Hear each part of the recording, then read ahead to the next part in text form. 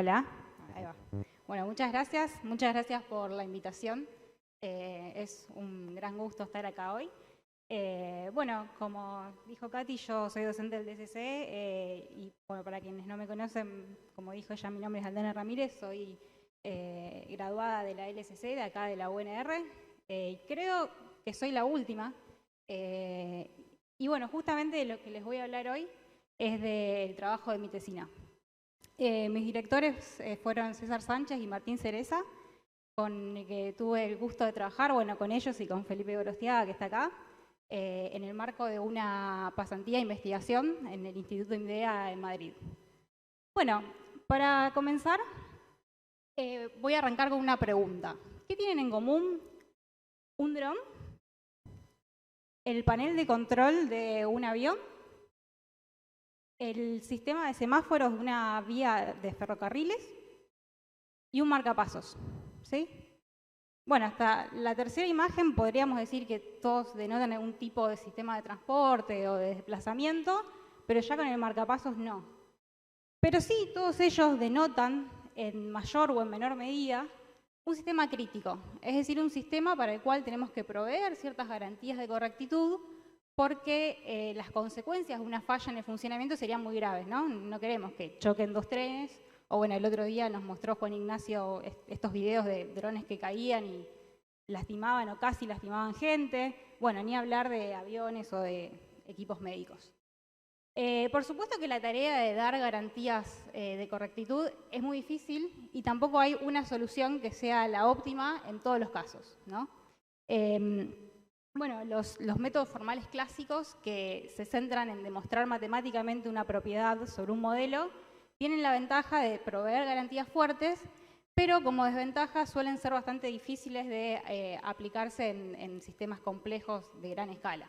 Entonces, un poco como respuesta a este paradigma, surgió el área de Runtime Verification, o verificación en tiempo de ejecución, que lo que hace es, en vez de demostrar que una determinada propiedad vale siempre para cualquier ejecución posible, se centra en analizar una única traza de ejecución y analiza la propiedad sobre esa traza.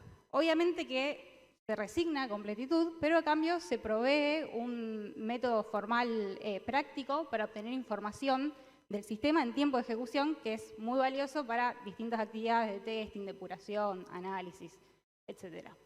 Concretamente, lo que plantea Runtime Verification es escribir una especificación formal, usando un lenguaje de especificación formal, que es la que codifica la propiedad que quiero analizar. Y en base a esa especificación formal se genera automáticamente un monitor que es el encargado de analizar la ejecución del sistema, ¿no? Y si se cumple o no esa traza. Concretamente, bueno, en tiempo de ejecución, el sistema envía al monitor eventos, que vendrían a ser las observaciones que hacemos sobre el sistema, y el monitor las recibe como entrada, las procesa y produce como salida un veredicto que, bueno, básicamente me dice si se cumple o no esa propiedad. Los primeros enfoques que surgieron en el área de Runtime Verification tenían la limitación de limitarse únicamente a dominios booleanos, ¿no? Porque había cuestiones con la decibilidad, etcétera, que, bueno, restringían un poco el dominio de aplicación. Pero con el tiempo fueron surgiendo enfoques más expresivos que permitieron introducir otros tipos de datos más complejos, y uno de ellos fue Stream Runtime Verification, o verificación en tiempo de ejecución por secuencias o flujos. Stream Runtime Verification parte de la observación de que es posible generalizar los algoritmos clásicos que se limitaban a dominios booleanos, es posible generalizarlos a otros tipos de datos si se provee una separación estricta entre lo que sería el cómputo de las dependencias temporales, ¿no? Porque evaluamos una propiedad a lo largo del tiempo, de lo que es el cómputo de los datos en sí mismo. Entonces, bueno, concretamente lo que propone es representar a las entradas y a las salidas del sistema mediante una secuencia finita de valores a las que llama streams y que básicamente representan el valor de una variable a lo largo del tiempo, donde el tiempo lo entendemos de manera discreta, ¿no? Tenemos instante 0, 1, 2, 3, etc. Y concretamente lo que nos propone es escribir a las especificaciones mediante referencias temporales explícitas entre los streams de entrada y salida. Entonces, por ejemplo, podríamos decir que un stream de salida X depende del valor del stream de entrada B en la posición anterior, o podemos decir, por ejemplo, que un stream de salida Y depende del valor de A en la posición actual y del valor de X en 2 posiciones de tiempo más adelante. Bueno, el lenguaje pionero en Stream Runtime Verification es el lenguaje Lola, sobre el que está basado este trabajo. Así que bueno, antes de contarles qué hicimos en la tesina, les voy a comentar brevemente de qué trata el lenguaje Lola. En Lola, una especificación está conformada por 3 cosas, 3 elementos. Para empezar, un conjunto finito I de variables de entrada, son variables de streams tipadas, que representan las entradas del sistema.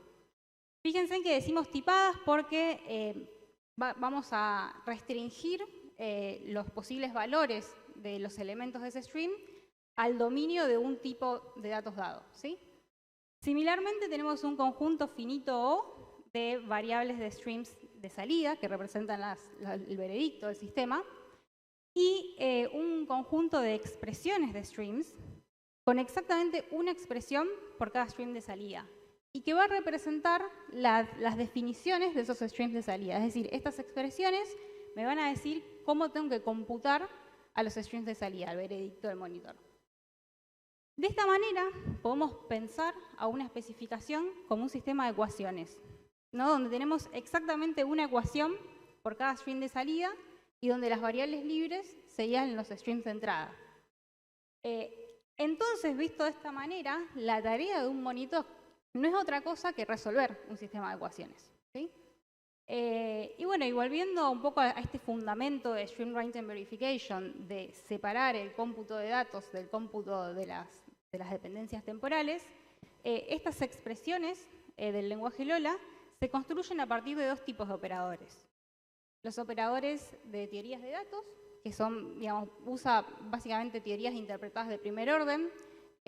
Lola no se restringe a un conjunto determinado de tipos de datos, sino que la idea es que uno pueda elegir con qué teorías de datos quiero trabajar. Entonces, por ejemplo, podría trabajar con la teoría Boolean, que me da el tipo bool con las constantes true y false, y no sé, bueno, las operaciones de conjunción, disyunción, if then else, etc. Pero si después necesito también trabajar con enteros, bueno, puedo también usar la teoría de números enteros con las constantes 0, 1, 2, la suma, la resta, etc. Y por el lado de los operadores temporales, en cambio están fijos y son solamente 2, que son los operadores now y offset. El operador now me permite referir al valor de un stream en la posición actual. Y lo noto sencillamente con el nombre del stream. Entonces, S se refiere al valor de S en el instante actual. Bueno, y offset lo que permite es referenciar al valor de un stream con un corrimiento que puede ser negativo para referir a valores pasados o positivo para referir a valores futuros, ¿no? Que es este K acá, ¿sí? Se nota de esta manera. Este es el stream S al que refiero, este K me dice con qué corrimiento, y el D es un valor que voy a usar como valor por defecto cuando el corrimiento S hace que me salga de los límites del stream. Entonces, por ejemplo, si estoy parada en la posición 0 y estoy usando un corrimiento K igual a -1, entonces, como no existe la posición -1, tomo ese valor D por defecto, ¿sí? Bueno, antes de seguir, veamos un ejemplo muy sencillo de una especificación Lola. Supongamos que queremos monitorear la temperatura de un ambiente y en particular lo que queremos es saber cuántas veces se excede una determinada temperatura, por ejemplo, 20. En particular lo que queremos es contar para cada instante de tiempo cuántas veces hasta ese instante hemos superado los 20 grados de temperatura. Bueno, para escribir una especificación Lola para esta situación, lo primero que tenemos que hacer es identificar cuáles son las entradas, las observaciones de nuestro sistema. En este caso vamos a tener una sola, que es la que me dice cuál es la temperatura que se va registrando cada instante de tiempo. Entonces, para eso usamos la palabra reservada input, para decir que es un stream de entrada. Decimos de qué tipo va a ser, en este caso con un double estaríamos representando bien las temperaturas, y le damos un nombre, temp. Para los strings de salidas, lo mismo, solo que además de un nombre y un tipo, tengo que dar la expresión que lo define, la expresión que me dice cómo tengo que calcular ese resultado. En este caso, podemos definir un string de nombre high, de tipo int, porque en este caso lo único que tengo que hacer es contar cuántas veces ocurre algo. Y para computar ese high, yo lo que puedo hacer es en cada instante de tiempo fijarme cuántas veces superé los 20 grados en el instante anterior y a eso le sumo 1 si ahora mismo hay más de 20 grados o 0 si no. Eso es exactamente lo que hace esta expresión que está escrita acá, ¿no? Es una suma, usa la suma de la teoría de números enteros y usa como primer término el valor de high en el instante anterior, para lo cual usamos el operador offset con un corrimiento de -1 y con 0 como valor por defecto porque asumimos que al principio de la ejecución nunca superamos los 20 grados. Y el segundo término es una expresión if then else que se fija el valor de temp en el instante actual con el operador now. Y bueno, y suma 1 o 0 según si esa temperatura es mayor que 20 o no. Entonces, por ejemplo, si tuviésemos como instancia de entrada un string de tamaño 4 con los valores 18, 22, 21 y 19, es decir, en el instante 0 se registran 18 grados, en el instante 1, 22 y así siguiendo, lo que nuestro monitor nos tendría que devolver en este caso es un string de tipo int de tamaño 4 con los valores 0, 1, 2 y 2, ¿no? Porque hasta el instante 0 nunca se superan los 20 grados, en el instante 1 se superó una vez con este 22, en el instante 2 se superaron 2 veces con el 22 y el 21, y lo mismo en el último instante porque este valor no es mayor que 20. Bueno, por supuesto que se define una semántica denotacional muy elegante para el lenguaje Lola, que por cuestiones de scope y de tiempo no voy a contarles ahora, pero que pueden consultar en el paper de Lola si les interesa. Pero sí decir que no toda especificación Lola sintácticamente correcta tiene sentido semántico. ¿Por qué? Si volvemos a pensar en las especificaciones como sistemas de ecuaciones, todos sabemos que para un sistema de ecuaciones podemos tener 3 escenarios posibles.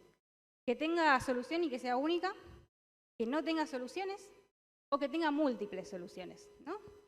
Por ejemplo, si tenemos un string de salida i de tipo bool, que se define como la negación de un string de entrada también booleano x, entonces siempre vamos a tener una única solución, porque lo único que tengo que hacer es negar los valores del string de entrada, ¿sí?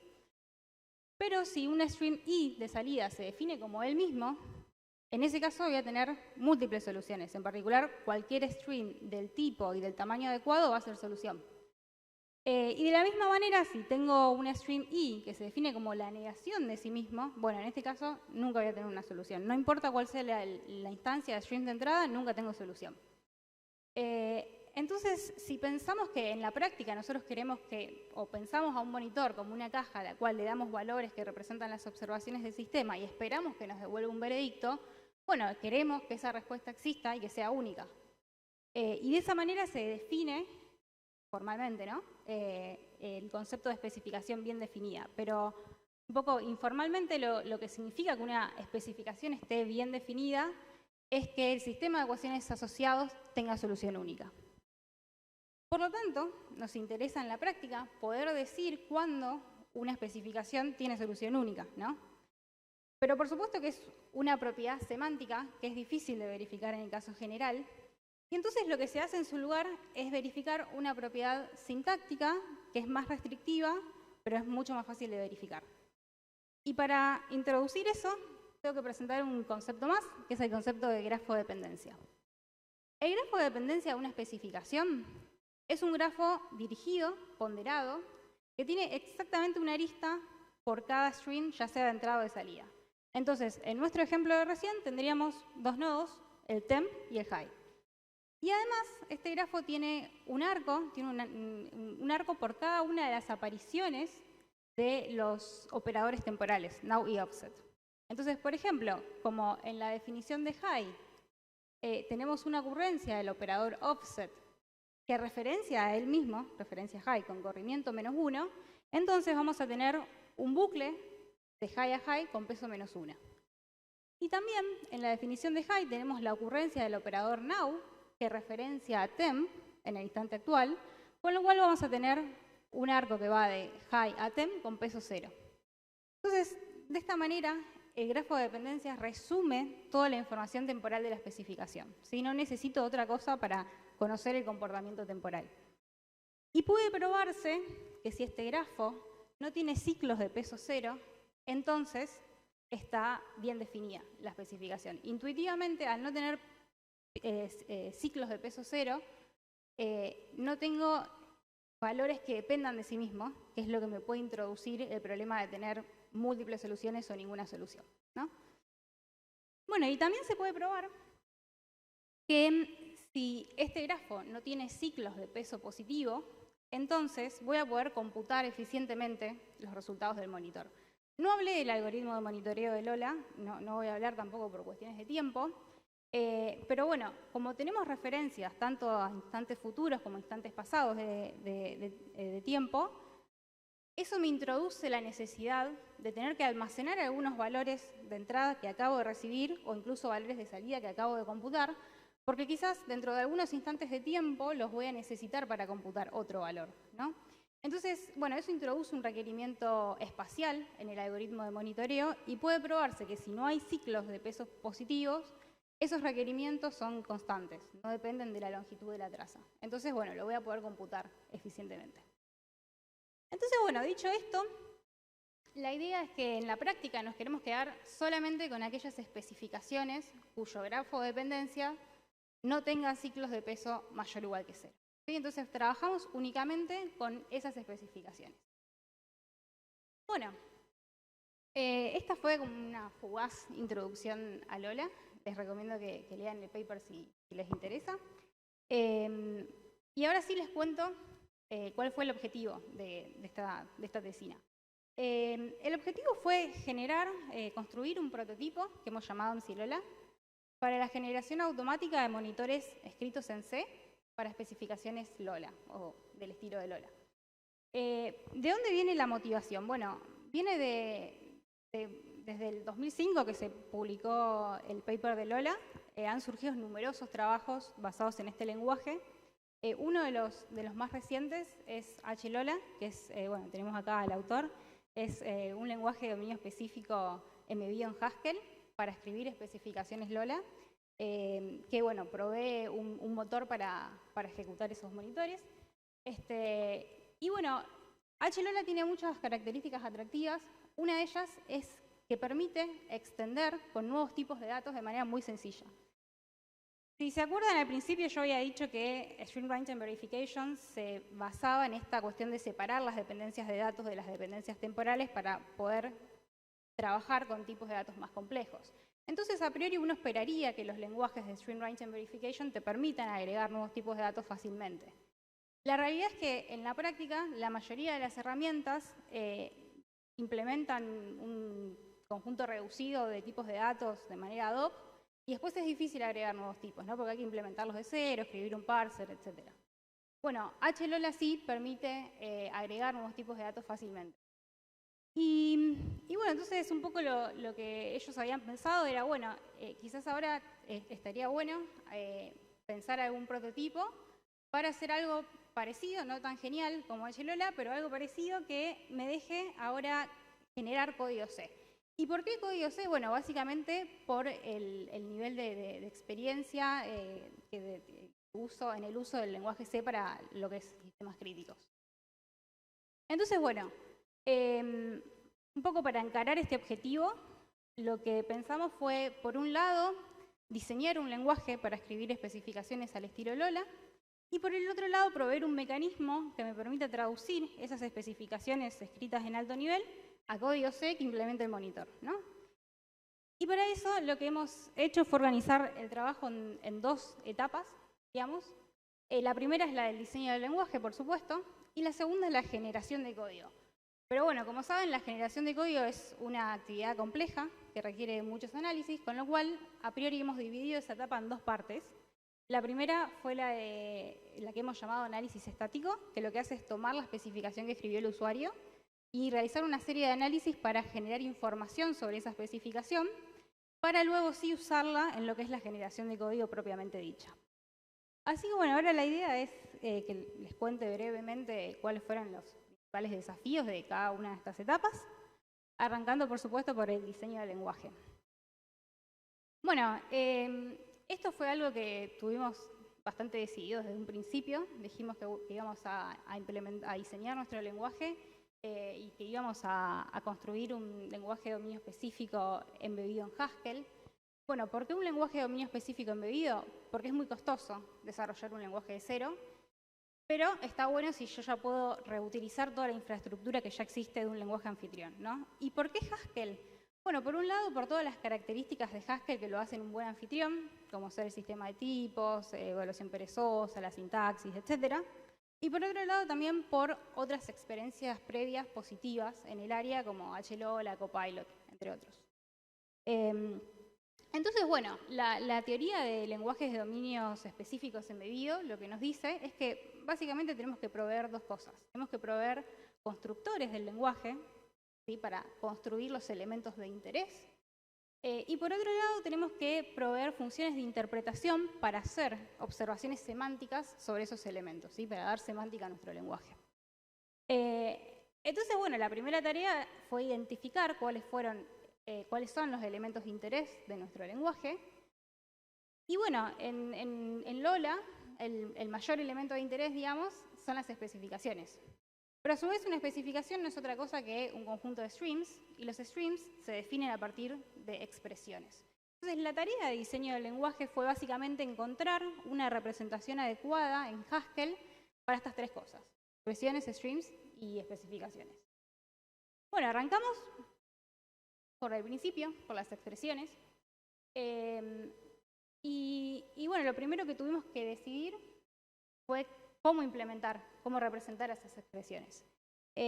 Bueno, en la teoría del lenguaje de dominios específicos embebidos, hay dos extremos que serían como los opuestos dentro de un amplio espectro de posibilidades, que es el deep y el shallow embedding. En deep embedding lo que hacemos es representar a los elementos de nuestro lenguaje por medio de sintaxis, ¿sí?, a través de un árbol de sintaxis abstracta. Y después lo que hacemos para dar semántica es simplemente escribir una función que interprete cada uno de esos elementos. Por el otro lado, en Shallow Embedding, representamos a los elementos del lenguaje directamente por un tipo de datos en el lenguaje anfitrión que explicita la semántica del mismo. Entonces, de esa manera, el trabajo semántico, digamos, lo hacen los constructores del lenguaje y las funciones de interpretación terminan siendo triviales. Bueno, como es de esperar, estos dos enfoques son duales en el sentido de que en Deep Embedding es muy fácil agregar nuevas interpretaciones semánticas, porque lo único que tengo que hacer es agregar una nueva función, ¿sí?, que dado un arbolito de sintaxis abstracta me devuelva una manera de interpretarlo. Pero es difícil agregar nuevos constructores, porque yo ya había fijado de entrada cuáles eran mis casos posibles, ¿no? En cambio, en Shallow Embedding es fácil agregar nuevos constructores, porque lo único que tengo que decir es de qué manera lo represento, ¿no?, en ese tipo de datos que estoy usando. Pero es muy difícil agregar nuevas interpretaciones semánticas, porque yo ya había fijado al principio las semánticas. Entonces, si quiero agregar una nueva interpretación, seguramente voy a tener que cambiar toda la implementación, ¿no? Tengo que cambiar la forma en la que represento los elementos.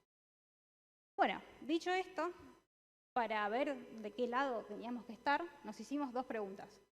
La primera es si nuestro lenguaje tiene que ser extensible a nuevos constructores, y la segunda es si tiene que ser extensible a nuevas interpretaciones semánticas. Bueno, la respuesta a la primera es claramente sí, porque habíamos dicho que supuestamente lo que queríamos era poder agregar nuevas teorías de datos de manera más o menos sencilla, entonces deberíamos poder agregar nuevos constructores. Pero la segunda pregunta, quizás no es tan evidente al principio, pero también es un sí. ¿Por qué? Si bien estamos interesados en una única interpretación semántica, que es generar código C, la tarea de generar código es en general muy difícil y requiere de varios tipos de análisis. Y cada uno de esos análisis no es otra cosa que una función de interpretación. Entonces, idealmente deberíamos poder agregar nuevas funciones de interpretación fácilmente. De hecho, en general, los lenguajes de dominio específicos embebidos, cuyo objetivo es la síntesis de códigos, se sitúan más del lado deep que del lado shallow. Pero bueno, entonces acá encontramos un problema, pero es un problema conocido, que tiene su propio nombre, es el expression problem, y por suerte ya existen un montón de soluciones, y lo único que hicimos nosotros fue usar una solución que se llama Dated by Salakar, que es del 2008 creo, que fue especialmente diseñada para trabajar en Haskell y que bueno, está basada en teoría de categorías. Así que bueno, de esta manera pudimos obtener nuestro lenguaje de expresiones. Bien, la siguiente tarea, una vez que ya teníamos las expresiones, era ver cómo representábamos a los streams.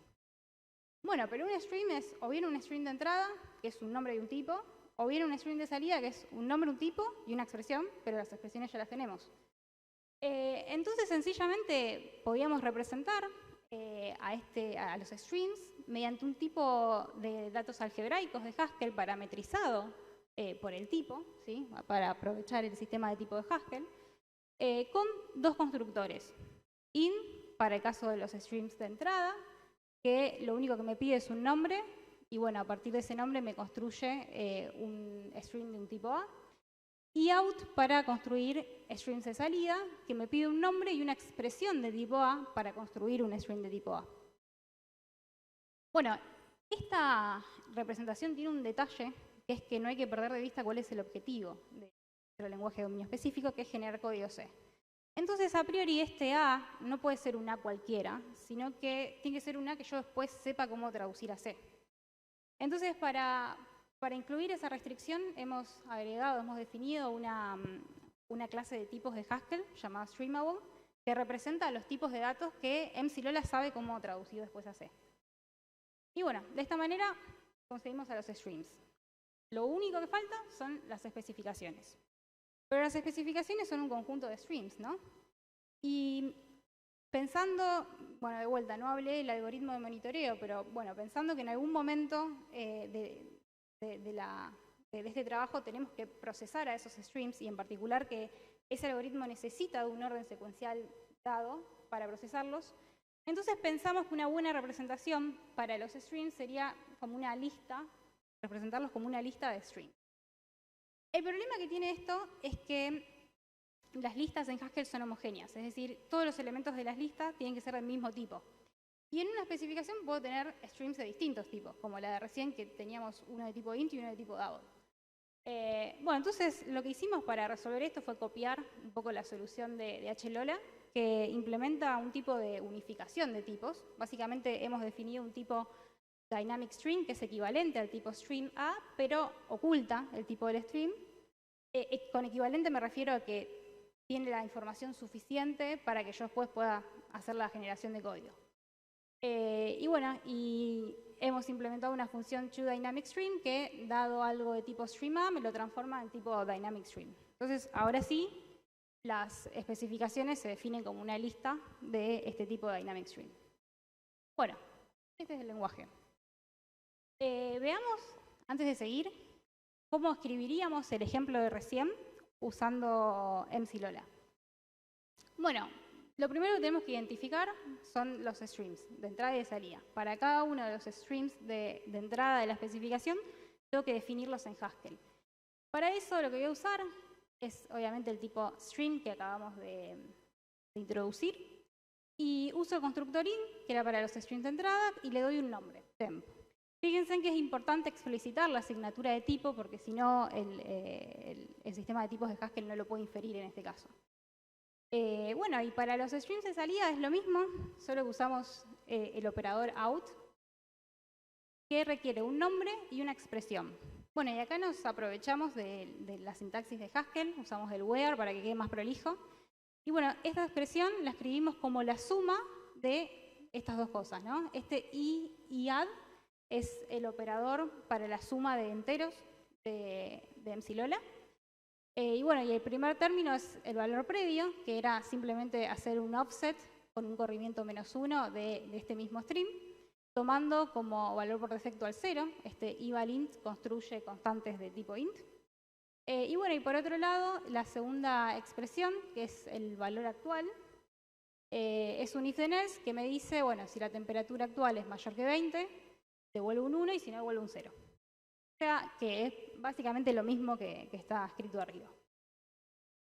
Bueno, y para terminar, La especificación no es otra cosa que armarse la listita esa, para lo cual necesitamos usar la función toDynamicString, que era la que habíamos definido antes para unificar los tipos. Y de esta manera escribimos esta especificación con mClola. Bueno, pasamos ahora a ver cómo hacemos para generar el código C, finalmente, ya con nuestro lenguaje terminado. Y como les decía al principio, lo primero que hacemos es una etapa que llamamos etapa de análisis estático, que lo que hace es analizar la especificación que escribe el usuario y hacer una serie de análisis para generar información que después me ayude a generar el código C. Y en particular, siguiendo la línea String Range and Verification, oh sorpresa, hay dos tipos de análisis, el análisis tipos y el análisis temporal.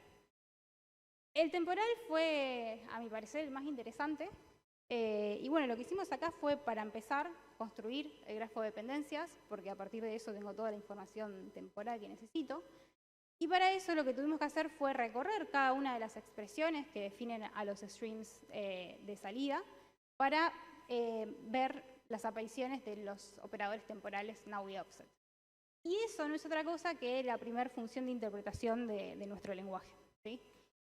Bueno, entonces, una vez construido el grafo de dependencias, hemos usado eso para hacer todos los análisis temporales. El primero era validar la especificación. ¿Se acuerdan que solamente estábamos interesados en aquellas especificaciones cuyo grafo de dependencia no tuviera ciclos de peso mayor o igual que 0? Entonces, lo primero que hacemos es validar eso.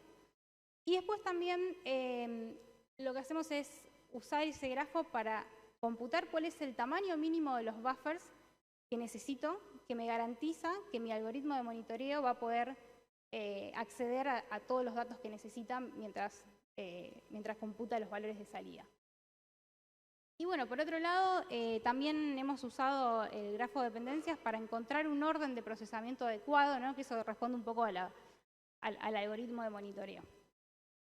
Bueno, por otro lado, el análisis de tipos sencillamente lo que hace es identificar cuáles son los tipos de datos que intervienen en la especificación, que no necesariamente son los tipos de los streams. Por ejemplo, en esta especificación tenemos solamente dos streams y los dos de tipo int, pero el uso del operador if then else introduce el tipo bool. Entonces también voy a necesitar el tipo bool para poder trabajar con esta especificación.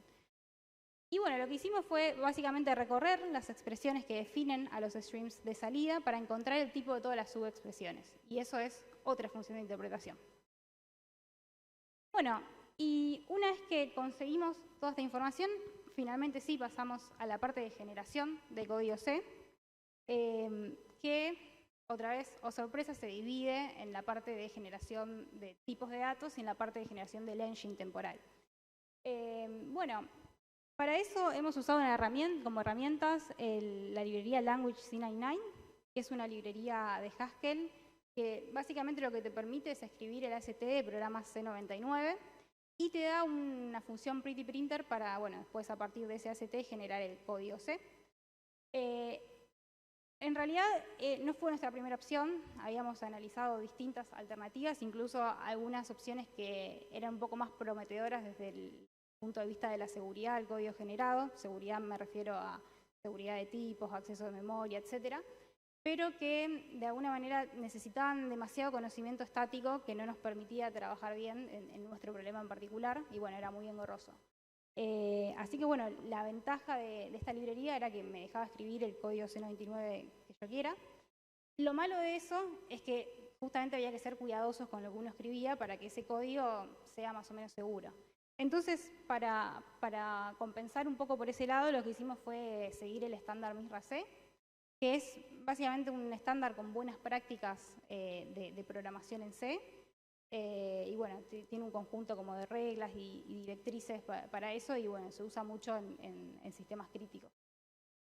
Así que bueno, con esto les cuento un poco cómo fueron las dos partes, ¿no? La parte de generación de tipo de datos y la parte de generación del engine. La de generación de tipo de datos, básicamente lo que tuvimos que hacer es ver cuáles fueron todos los tipos que el análisis estático nos dijo que eran los que aparecían en la especificación, y para cada uno de esos tipos traducirlo a un tipo C99 equivalente. Sencillamente eso. Y por otro lado, también lo que hicimos fue dar una implementación para los buffers, ¿no? Porque nuestro algoritmo de monitoreo iba a necesitar guardar valores durante su ejecución.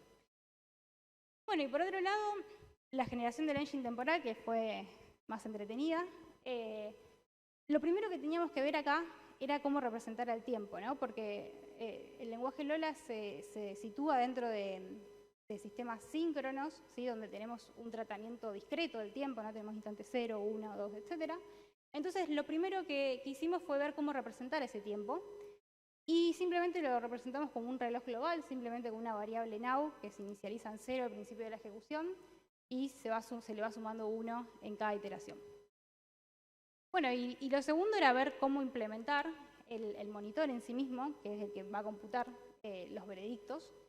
Y para eso lo que hicimos fue dividirlo en 3 funcionalidades: la parte de inicialización del engine, la parte de finalización del engine y en el medio la parte, bueno, básicamente en cada instante de tiempo el algoritmo de monitoreo realiza una iteración en la cual va tratando de calcular esos valores de salida. Entonces, bueno, tuvimos que implementar esa parte de iteraciones del engine. Y bueno, para eso definimos 3 funciones, initialize y finish, que se ocupan de inicializar y finalizar las tareas del engine, y la función step, que fue quizás la más interesante, que es la que justamente implementa cada una de esas iteraciones del algoritmo. Y bueno, acá fue básicamente en donde tuvimos que ver cómo traducir cada una de nuestras expresiones a statements C99 que implementen esos cómputos. Así que bueno, acá estuvo otra función de interpretación. Bueno, eso sería todo. Para terminar, les quiero contar algunas extensiones que hicimos a lo que sería la implementación base, que tienen que ver con el hecho de usar referencias a futuro, ¿no? Nosotros permitimos referencias a futuro, pero una de las consecuencias de eso es que muchas veces tengo que esperar para poder computar un valor, ¿no? Por ejemplo, si tengo un string de salida X que se computa como el valor de A dentro de 3 instantes de tiempo o el valor de A en el instante actual, ¿no? Donde A es un valor booleano, a priori yo tendría que esperar 3 instantes de tiempo a ver qué hay en ese A3, ¿no? Pero la realidad es que si ahora mismo el valor de A es true, todos sabemos que no hace falta esperar el otro valor, ¿sí? Ya puedo decir que es true. Entonces, lo que hicimos fue usar esta propiedad que tienen algunas funciones de poder evaluarse con información parcial de sus argumentos para tratar de anticipar algunos resultados. Y en particular también vimos que esto no era necesario en streams que solo usan referencias pasadas, digamos, porque bueno, nunca voy a tener que esperar un valor. Entonces lo que hicimos fue hacer 2 traducciones a C, una que llamamos por defecto, que es la que para poder computar una operación espera al valor de todos los argumentos, y por otro lado una traducción simplificada, que es la que intenta ver si con información parcial de los argumentos puedo llegar a un resultado. Sí, la idea era tener 2 para, digamos, usar la simplificada, que puede ser más costosa computacionalmente, solamente cuando valga la pena hacerlo, ¿no? Y bueno, y siguiendo un poco en la línea de anticipar resultados, otra cosa que hicimos fue tratar de eliminar cómputos innecesarios mediante reglas de reescritura. Por ejemplo, en esta especificación tenemos un string de salida X que se calcula como la primer componente de un par, cuya primer componente es el valor opuesto a A en el instante actual, y cuya segunda componente es el valor de A dentro de 7 instantes de tiempo. Bueno, a priori yo no tengo que esperar 7 instantes de tiempo porque nunca voy a usar la segunda componente. Entonces, un poco la idea acá sería reescribir esto solamente como este no A, y de esa manera no tengo que esperar 7 instantes. Bueno, en particular dimos reglas de reescritura para los tipos productos y para algunos tipos records que hemos implementado, como por ejemplo los puntos. Bueno, eso es todo, y bueno, para terminar les dejo el link al repo, donde pueden ver el código, y también está mi tesina, si les interesa.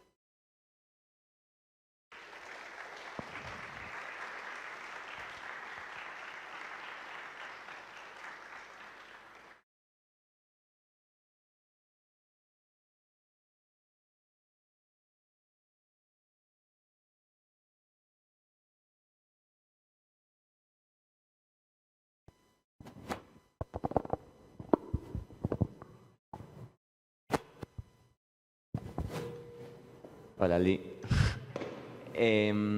Siendo que ya estaba HLola, ¿cuál fue la motivación para reescribir la sintaxis de este lenguaje embebido y no reutilizar la que ya estaba para HLola? Perfecto. Sí, en realidad la idea original era hacer eso, pero bueno, o sea, yo acá conté como el cuento lindo, en realidad el desarrollo tuvo idas y vueltas, y bueno, en un momento dijimos empecemos a diseñar un lenguaje de cero como para poder empezar a ir haciendo cosas, y la idea era en algún momento unificar esa parte y bueno, nos quedamos sin tiempo y algo que se debió.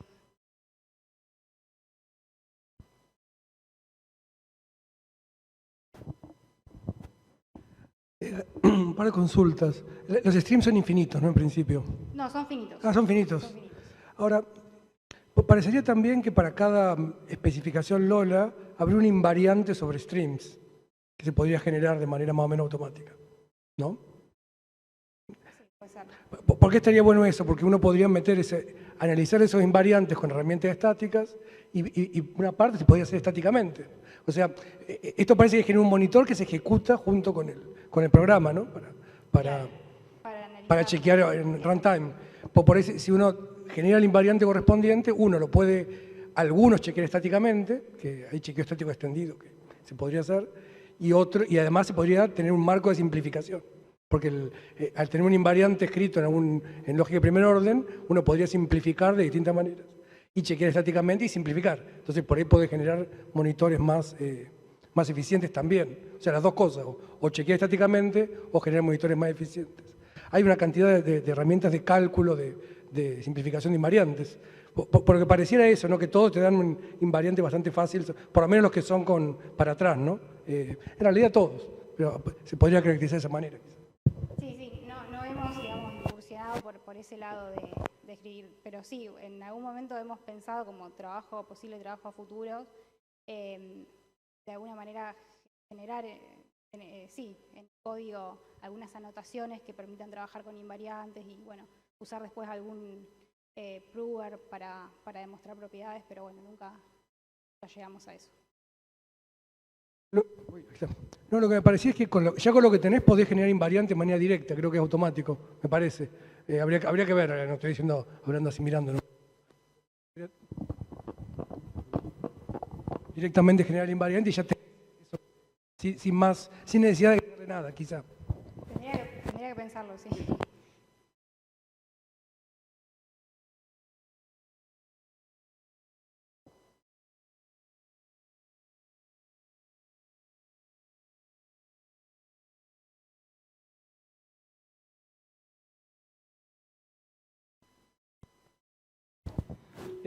Mencionaste, o entendí, el tiempo que toma en ejecutar el propio compilador como algo importante, o entendí eso yo, y eso me hace pensar, ¿qué tan grande suele ser una especificación Lola para un programa real?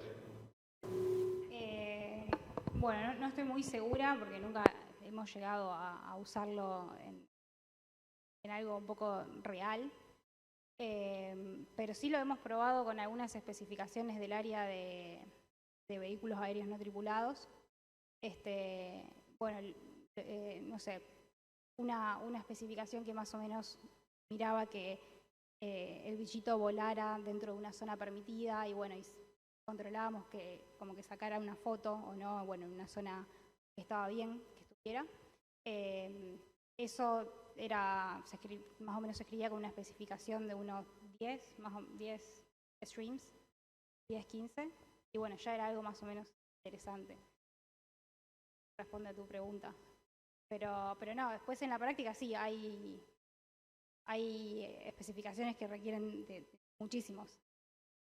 Sí, escala, rápido.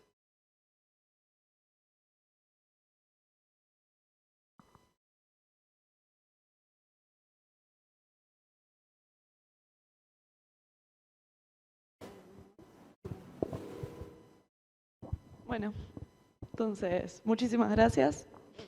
Súper claro.